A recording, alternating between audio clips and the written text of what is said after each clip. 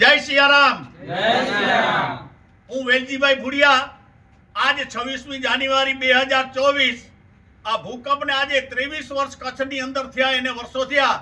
હું urea DAP દવા 800 બોરી યુરિયા ડીએપી વાપરતો હતો અને 2001નો ભૂકંપ આવ્યો પછી નથી વાપરી, છતાં મારી ખેતી હું કરી રહ્યો છું.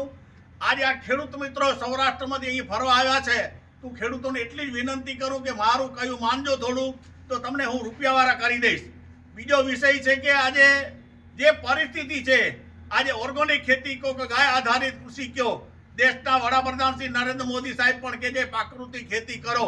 પ્રાકૃતિક ખેતીનો એક પાયો તમને માત્ર બતાવી દઉં કે જ્યારે તમે બીજનું રોપણ કરો, અત્યારે વસંત ઋતુ આવી રહી છે, અત્યારે બાજરા વાવો, તમે મગ વાવો, તલી વાવો, કાંઈ બી વાવો, એને ખાટી છાશ તાંબાના વાસણમાં રાખેલી એને ભીના કરજો દાણા, અને એ દાણાને તમારે છાણાના રાખની, ગાયનું છાણા હોય દેશી ગાયના, એ રાખના તમારે એને કોરા કરવાના છે.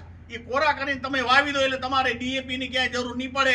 એટલે તમને કહું છું કે આ પરિસ્થિતિમાં છે. અને ઉગ્યા બાદ કોઈ બી પાક ઉગે એટલે તમારે 250 ગ્રામ 15 લીટરના પંપમાં દેશી ગાયનું દૂધ અને 100 ગ્રામ ગોળ, 250 ગ્રામ ગૌમૂત્ર, આ પ્રકારે તમે સ્પ્રે કરજો. અને જ્યારે ફૂલ આવે ત્યારે 3 વખત આવી રીતે તમે કરજો તબક્કાવાર. અને તમે રૂપિયાવાળા ન થયા તો મને કહેજો, કેમ કે આ ભારતની વ્યવસાય મોટામાં મોટો ખેડૂત છે અને ખેતી પ્રધાન દેશની અંદર આવી ખેતી થઈ તો તમારા યુરિયા ડીએપી લેવાની કોઈ દેશને માટે આ જરૂર નથી.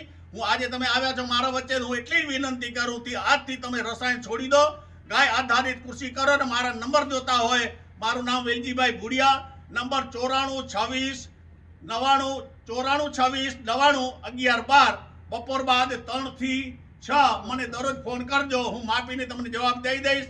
અને તમારો પરિવાર સુખી થાય, મારો દેશનો પરિવાર સુખી થાય, અને ખાનાર પરિવાર એક સમૃદ્ધ રહે, અને મારો દેશ દુનિયામાં વખણાય, અને દેશનું અનાજ દેશ વિદેશોમાં જાય, એ મારો સર્વે પરિવાર સુખી રહે, એના માટે મારા પ્રયાસો છે.